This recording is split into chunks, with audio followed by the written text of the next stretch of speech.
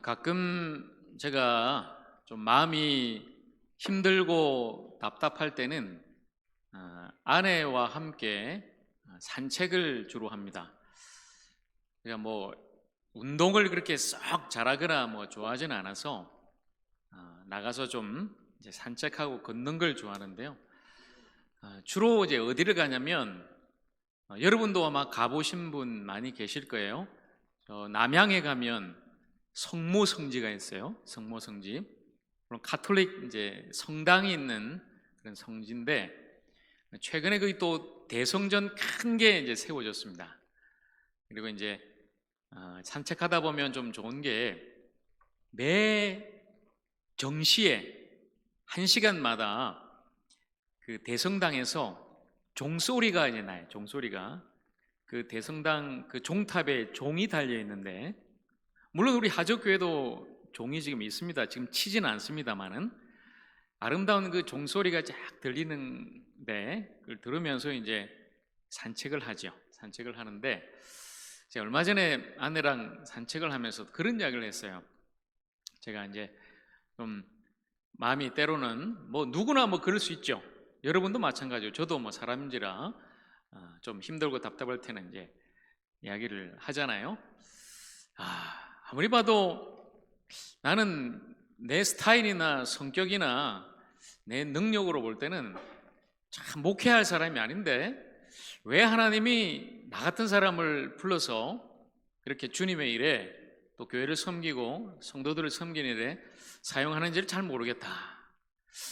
하나님이 나를 너무 과대평가하신 것 같다 이런 생각을 했어요.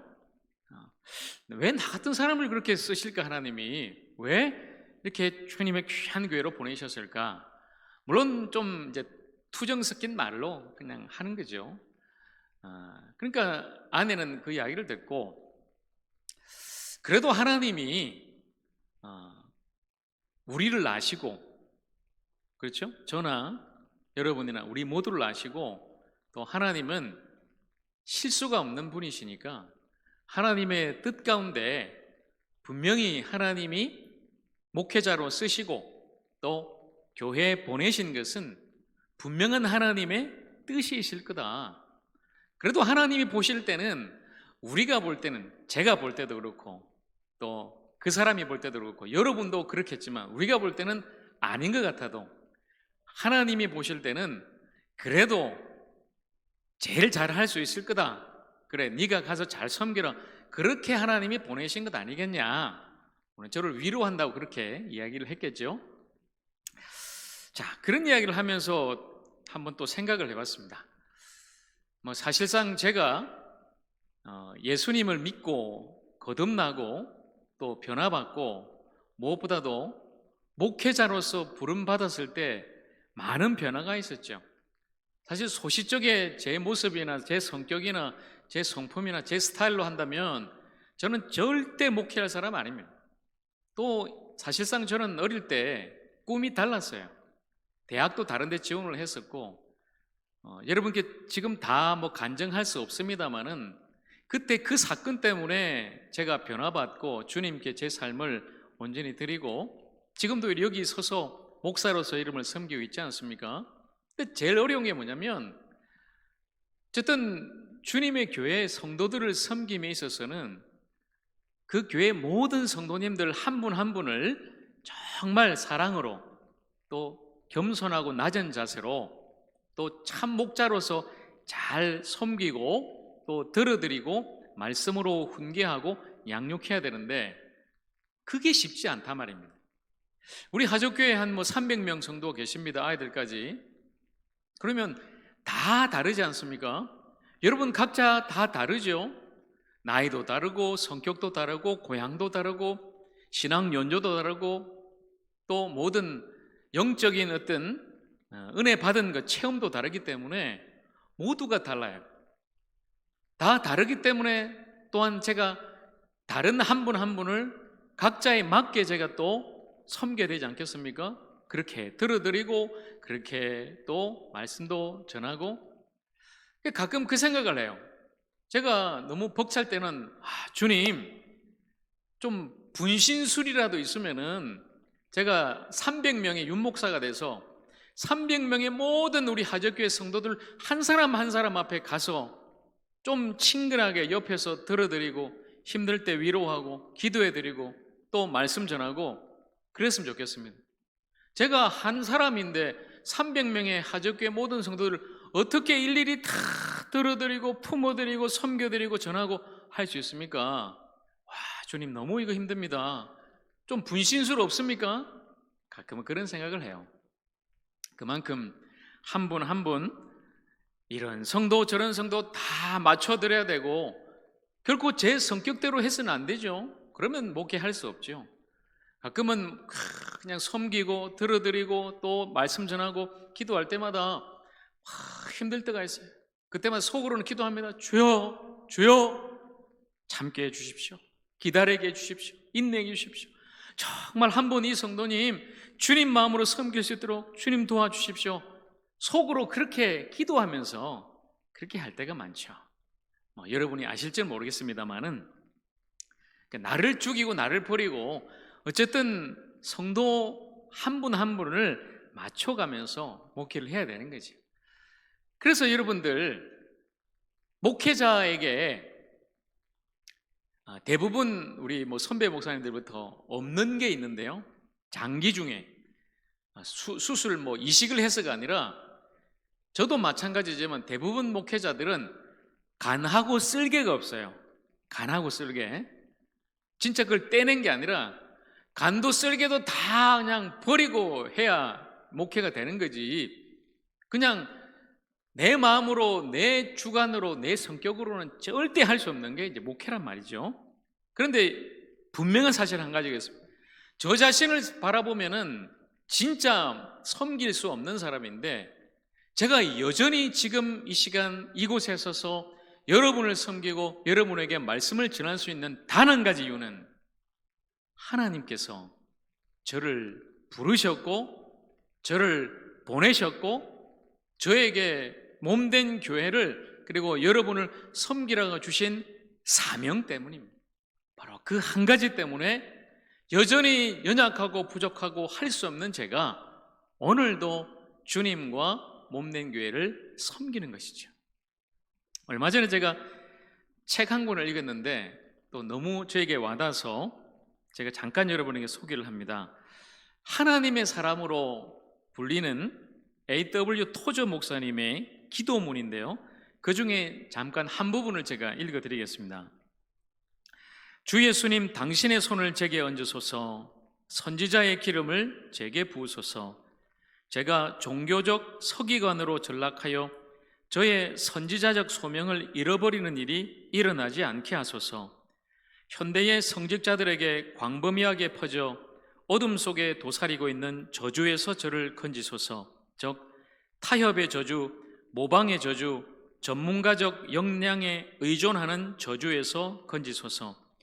교회의 크기, 교회의 대중적 인기 또는 교회의 1년 헌금 액수에 의해 교회를 판단하는 잘못에서 저를 건지소서. 제가 선지자라는 것을 기억하게 하소서. 기획자나 종교기관의 경영자가 아니라 선지자가 되게 하소서. 대중의 노예가 되지 않게 하소서. 제 영혼에서 육신적 야망을 제거해 주시고 명예욕에서 저를 건지소서. 저의 심신의 건강이 허락하는 동안 당신의 사랑의 메시지를 널리 전하겠습니다. 그러므로 사랑해 주님, 제가 늙고 지쳐 더 이상 일할 수 없게 되면 저 위 하늘에 제 자리를 마련해 주시고 제가 영원한 영광 중에 당신의 성도 중 하나가 되게 해 주소서. 아멘. 이게 토저 목사님의 기도문입니다. 참 이 기도문이 다시금 저한테 위로가 되고 힘이 됩니다. 그렇게 하나님의 사람으로 평생 쓰임받았던 사도 바울의 이야기를 오늘 다시 여러분과 함께 나누겠습니다. 지난주까지 우리가 사도 바울이 전도 여행을 다 마치고 예루살렘으로 다시 돌아가는데 그가 섬겼던 에베소 교회 지도자들에게 고별 설교하는 그 내용을 함께 나누었죠. 자, 그걸 다 마치고 이제 예루살렘으로 가는 마지막 여정의 이야기입니다.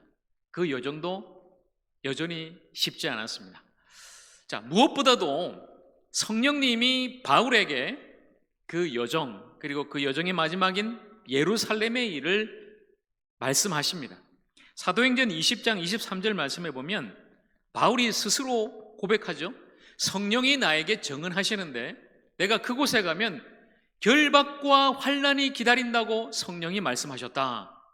그는 이미 알고 있었습니다. 예루살렘에 가면 어떤 일이 일어나는지를. 자, 그리고 배를 타고 두로라는 곳에 먼저 도착을 했습니다. 그곳에 있는 예수 믿는 제자들이 바울과 그 일행을 반겨 맞아 주었어요.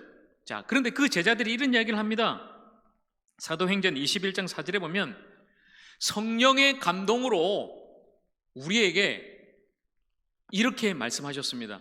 바울 선생님, 예루살렘에 절대 가면 안 됩니다.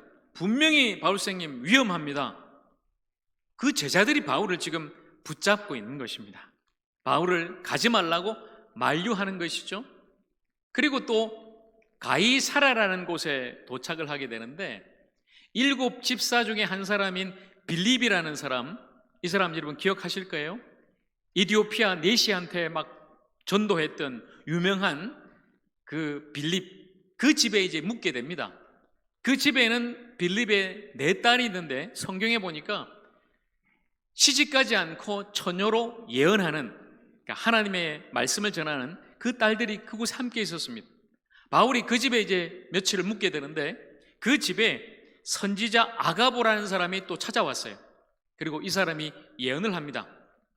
성령께서 나에게 말씀하셨는데 바울 선생님이 예루살렘에 가게 되면은 분명히 결박을 당하고 잡혀서 넘겨지게 될 것입니다.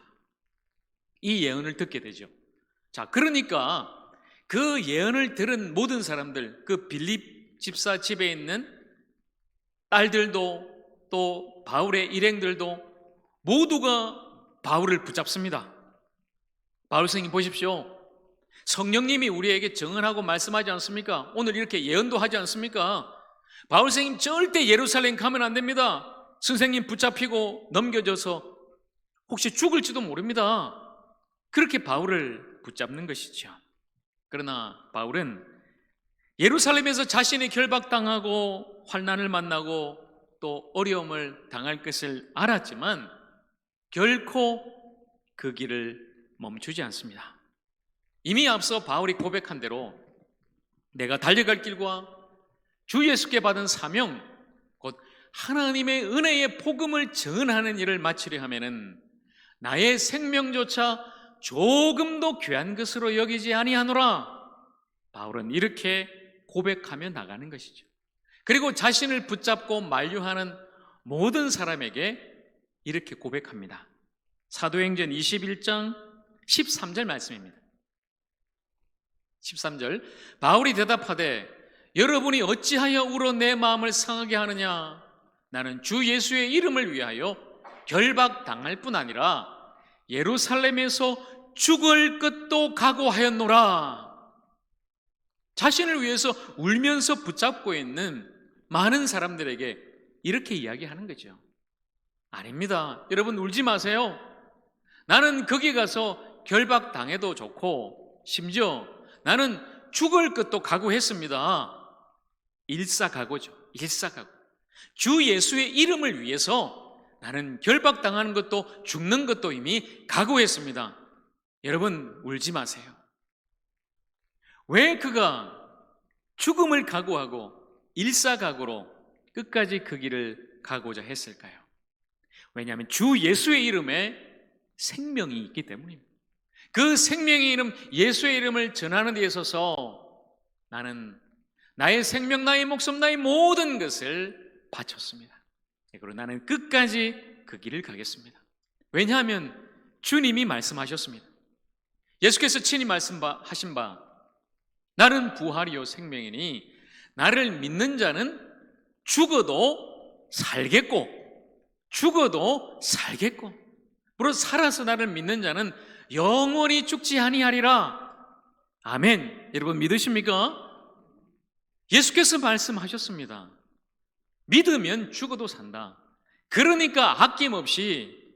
바울은 나는 죽어도 괜찮습니다. 왜냐하면 주 예수의 이름을 위해서 죽는 자가 사는 것이죠. 사적생이에요. 아낌없이 생명을 드리고 예수 그리스도의 이름을 믿는 자가 참된 생명을 소유하기에 그는 그 생명을 위해 주 예수의 이름을 위해서 자신을 드리고 끝까지 그 사명의 길을 걸어갈 수가 있었다는 것입니다. 많은 성도들과 제자들과 동역자들이 인간적인 감정으로 울면서 그 바울을 붙잡지만 인간적인 감정이나 사람 말에 흔들리지 않고 바울은 끝까지 믿음의 길, 사명의 길을 걸어가는 것입니다. 바울은 사명에 순복하고 성령의 이끄심에 순종하고 주님의 뜻에 순응하였던 것입니다. 사람들의 권함을 받지 않고 타협하지 않고 결코 굽히지 않았습니다. 그러니까 자신을 따르는 동역자들과 그 가정에 있는 모든 제자들도 알았죠. 이 바울 선생님은 절대 인간적인 어떤 말에 굽히거나 또 넘어지지 않는구나. 주님의 뜻대로 되기를 원합니다. 이제 그 제자들이 함께 그렇게 이야기하죠. 그렇습니다. 더 이상 우리도 바울 선생님 붙잡거나 만류하지 않겠습니다. 왜냐하면 알았기 때문이죠. 바울이 어떤 사람이란 것을. 바울 선생님 모든 것 주님의 뜻대로 되기를 원합니다. 자신의 뜻을 내려놓고 오직 하나님의 뜻대로 이루어지기를 원하는 그들 함께 기도하며 바울을 보냅니다. 사랑하는 여러분, 하나님의 뜻 앞에 우리 자신들의 모든 뜻을 내려놓고 우리의 삶에, 우리의 가정에, 그리고 우리 하적교회 공동체에 온전히 하나님의 그 선하시고 아름답고 복된 뜻이 이루어지기를 소망하며 그 뜻으로 함께 나아가는 우리 모두가 되기를 간절히 바랍니다. 하나님의 뜻대로 이루어지기를 원합니다. 자, 여러분, 그렇게 단호했던 바울이 이제 드디어 예루살렘에 도착했습니다. 예루살렘 교회에 갔어요. 예루살렘 교회가 여러분 처음 세워진 초대교회 본교회 아니겠습니까? 그 당시 그 예루살렘 교회를 지도하고 또 감독하는 목회하는 사람이 야고보였어요. 야고보. 이 야고보는 예수님의 제자 야고보가 아니라 예수님의 육신의 친동생 야고보입니다. 성경 야고보서의 저자이기도 하죠. 그 야고보와 그 교회 지도자들을 만나서 바울이 인사하고 그가 수년 동안 이방인 선교, 터키로 그리스로 다녔던 그 선교 보고를 하게 되죠. 자, 그런데 오늘 성경에 보면 우리가 읽었던 19절 말씀에 보니까 하나님께서 하신 일을 낱낱이 고하였다. 내가 이렇게 했습니다. 내가 이렇게 선교하니까 수많은 사람들이 예수 믿었습니다. 이게 아닙니다.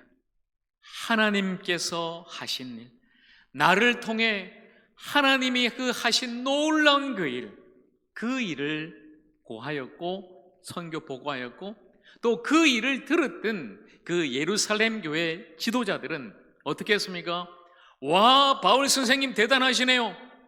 이게 아니었습니다. 오직 하나님 앞에 영광을 돌렸다. 여러분, 이것이 우리에게 들려주는 것이 무엇입니까? 우리가 하는 것이 아니라는 거예요. 저나 여러분이나 마찬가지입니다. 우리가 하는 일이 아니라 우리를 통해서 하나님이 하시는 일인 줄로 믿습니다. 하나님이 하셔야 됩니다. 하나님이 또 하십니다.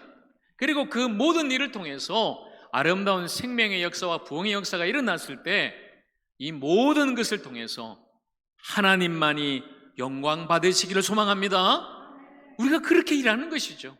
하나님이 하시고 그 일을 통해서 하나님의 영광 받으시는 놀라운 역사, 그런 하나님의 영광이 있는 하나님께만 영광 돌리는 아름다운 우리 하적교회 되기를 간절히 축복합니다. 자, 그런데 그 선교 보고 후에 그 예루살렘 교회 지도자들이 바울에게 이런 이야기를 해요. 바울 선생님, 그런데 한 가지 이런 소문이 있습니다. 지금 예루살렘이니까 수많은 유대인들이 있고 그 유대인들이 지금 예수님을 믿고 신앙생활을 하는데 지금까지 그 유대인들은 율법에 철저했습니다. 율법을 꼭 지키고 그런데 지금은 예수님을 믿고 그들이 구원받아서 성도가 되고 예루살렘 교인이 됐는데, 그 유대인들이 당신에게 이런 이야기를 합니다. 바울이라는 사람이 오늘 성경에 보니까 모세를 배반하고, 모세를 배반했다는 말은 모세라는 사람을 배반한 게 아니라, 모세는 이미 수천 년 전이죠.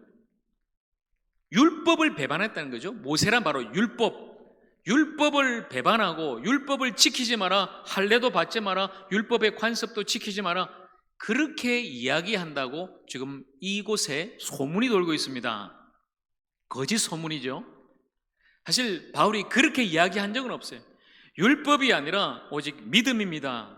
그런데 이미 그곳에는 바울이 율법을 배반하고 율법을 지키면 안 된다고 말합니다.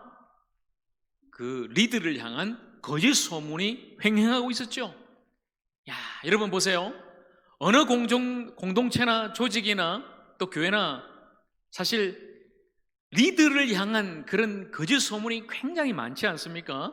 그래서 서로 참 분열이 되고 또 이간질하고 또 멀어지게 하는 그런 일들이 있는데, 제가 봐도 여러분 우리 하적교회도 윤 목사를 향한 거짓 소문이 있어요.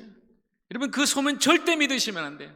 그게 뭐냐면 윤 목사가 한국에서 설교를 제일 잘한다, 그 거짓 소문이 여러분 절대 믿으시면 안 되는 거예요. 그 당시에도 바울을 향한 그 거짓 소문, 그러니까 이 예루살렘 지도자들이 걱정이 되죠. 바울 선생님, 자 어찌하면 되겠습니까? 이렇게 하십시오. 그 유대인들을 전도하고 그들이 신앙으로 바로 세워지기 위해서는 바울 선생님이 힘들지만 이렇게 해야 됩니다. 한 가지 이제 제안을 하죠. 그게 뭐냐면, 자 오늘 말씀 23절, 우리가 말하는 이대로 하라. 서원한 사람이 네 사람이 있습니다. 그런데 그들과 함께 바울 선생님이 율법대로 결례를 행하십시오. 자 여러분 이게 뭐냐면, 나시린의 서원을 한 사람이 있습니다. 나시린이란 하나님 앞에 자신을 헌신한 사람이죠. 그렇게 서원한 사람은 절대 해서는 안 되는 세 가지가 있어요. 술을 마셔서는 안 되고, 첫째. 두 번째는 머리를 깎으면 안 돼요. 이발을 하면 안 돼요. 그래서 여러분 나시린, 삼손이 나시린 헌신을 하고 머리를 계속 길렀죠. 그리고 세 번째는 시체를 부정한 것을 절대 만지면 안 됩니다. 이 세 가지를 철저하게 지키고 자신이 헌신한 기간 동안에 온전히 하나님의 사람으로 그렇게 살죠. 그 헌신한 기간이 끝나면 이제 나가서 머리를 깎고 희생제사를 하나님 앞에 드리게 되죠. 자, 바울 선생님, 여기 네 사람과 함께 바울 선생님도 율법대로 이 결례 행하십시오. 그리고 그들이 머리 깎고 제사 지내는 비용도 바울 선생님이 다 대십시오. 이런 제안을 하는 거예요. 어때요 여러분? 바울이 했겠습니까? 그대로 율법대로 지켜 행하고 비용까지 됐을까요? 했습니다. 바울이 그렇게 했어요. 그 이튿날 바로 바울이 네 사람을 데리고 가서 머리를 깎고 제사를 지내면서 비용을 다 본인이 지불하면서 했단 말입니다. 여러분, 왜 바울이 그렇게 율법을 지키고 율법대로 행했을까요? 그렇게 말한 야고보가 예루살렘 지도자고 예수님의 동생이라서 했을까요? 아니죠. 바울은 사람의 말이 흔들리는 사람이 아니에요. 예수님이 수제자 베드로가 잘못했을 때도, 그가 외식했을 때도 따끔하게 충고하고 할 말을 한 사람이죠. 그런데 왜 바울이 그들의 제안대로 그렇게 율법의 관습대로 결례를 행했을까요? 이전에 바울이 율법에 대해서 분명하게 로마서에 이렇게 말씀하지 않았습니까? 로마서 3장 20절에서 22절 말씀입니다. 그러므로 율법의 행위로 그의 앞에 의롭다 하심을 얻을 육체가 없나니 율법으로는 죄를 깨달음이니라. 이제는 율법 외에 하나님의 한 의가 나타났으니 율법과 선지자들에게 증거를 받은 것이라. 곧 예수 그리스도를 믿음으로 말미암아 모든 믿는 자에게 미치는 하나님의 의니 차별이 없느니라. 아멘. 여러분 보세요.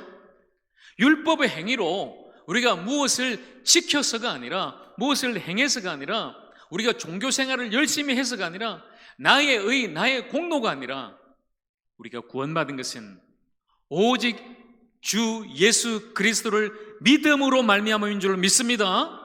하나님의 은혜로 우리가 믿음으로 구원받는 것입니다. 바울은 그것을 분명하게 말씀하였습니다. 율법이 아닙니다. 인간의 공로가 아닙니다. 오직 하나님의 은혜로 말미암은 예수 그리스도를 믿는 것입니다. 그런데 왜 바울이 지금 율법을 지키고 있습니까? 왜 율법대로 그 결례를 행했을까요?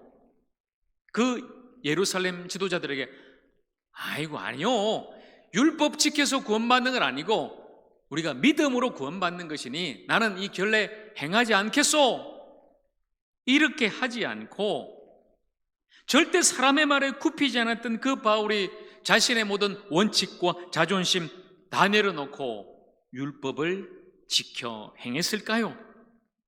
여러분, 여기에 있습니다. 그 답은 고린도전서 9장 20절에서 23절 말씀에 있습니다. 유대인들에게 내가 유대인과 같이 된 것은 유대인들을 얻고자 하며, 율법 아래에 있는 자들에게 내가 율법 아래에 있지 아니하나 율법 아래에 있는 자 같이 된 것은 율법 아래에 있는 자들을 얻고자 하며, 율법 없는 자에게는 내가 하나님께는 율법 없는 자가 아니요 도리어 그리스도의 율법 아래에 있는 자이나, 율법 없는 자와 같이 된 것은 율법 없는 자들을 얻고자 함이라.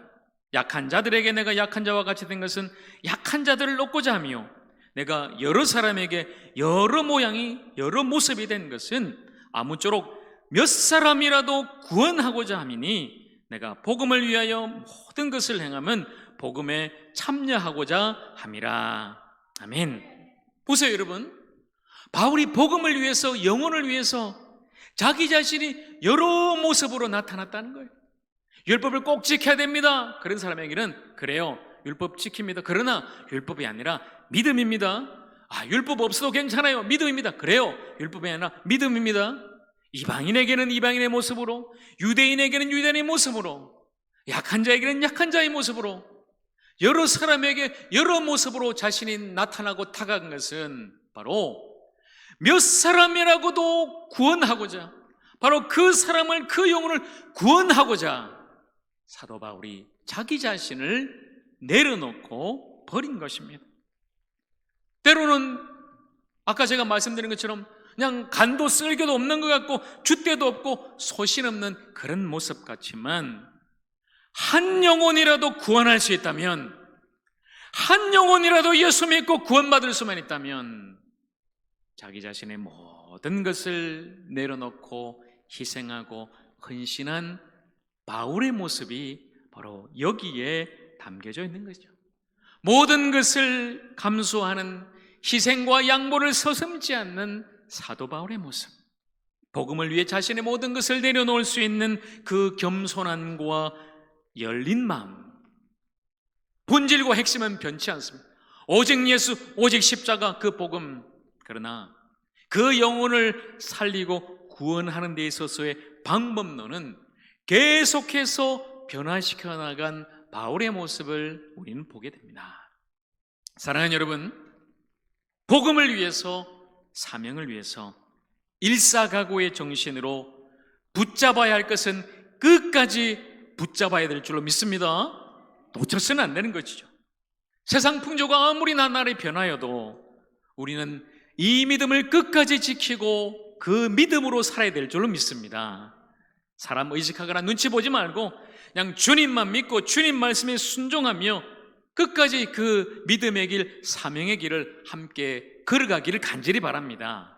그러나 우리가 영혼을 위해, 그 생명을 위해, 몸된 교회를 위해 정말 놓아야 할 것이 있다면 나 자신을 놓을 수 있는, 자유함으로 내려놓을 수 있는 그 마음, 그 마음이 우리 모두에게 필요하다는 것입니다.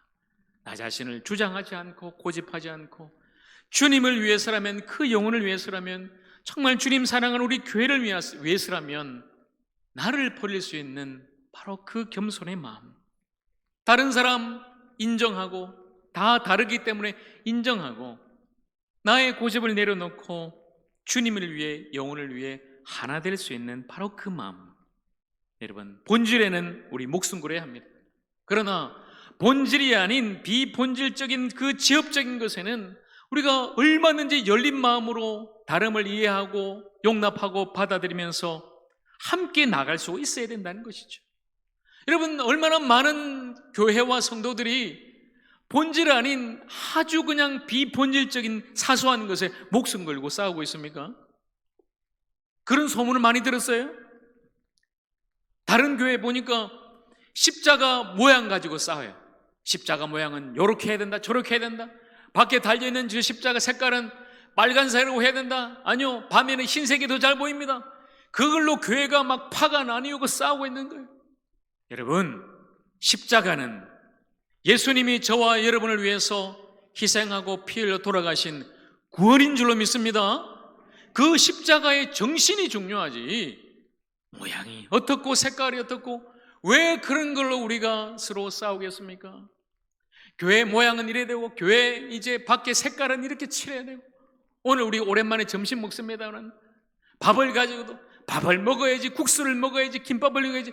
왜 여러분 우리가 그런 걸로, 사소한 걸로 신경 쓰고 싸우고 허비하겠습니까? 여러분, 아니죠. 오직 우리가 붙잡아야 될 본질, 오직 예수, 오직 믿음, 오직 예수의 십자가, 오직 하나님의 말씀, 그것만 꼭 붙들고 그 본질을 위해 우리의 생명을 다하고 그 본질을 위해 하나 되는 우리 모두가 되기를 간절히 축복합니다. 사랑하는 여러분, 복음에 대한 확신이 필요합니다. 오직 예수, 오직 믿음에 대한 확신, 그리고 사명 앞에 일사각오의 정신이 우리에게 필요합니다. 주여, 주님을 위해서 나의 모든 것을 드리겠습니다. 비본질적인 문제에는 내려놓을 수 있는 겸손과 자유함, 영혼을 위해서 나 자신을 버릴 수 있는 열린 마음, 그리고 그 본질과 비본질을 구별할 수 있는 분별력과 참된 지혜, 이 모든 것이 우리 모두에게 다시 한 번 더 부어져서 진정 영혼과 생명을 위해서 나 자신을 드리고 주님 주신 그 사명의 길을 위해 끝까지 하나 되어서 함께 나갈 수 있는 사랑하는 주님의 몸된 교회, 우리 하적교회, 그리고 여러분 모두가 되기를 우리 주님의 이름으로 간절히 축원합니다. 기도하겠습니다.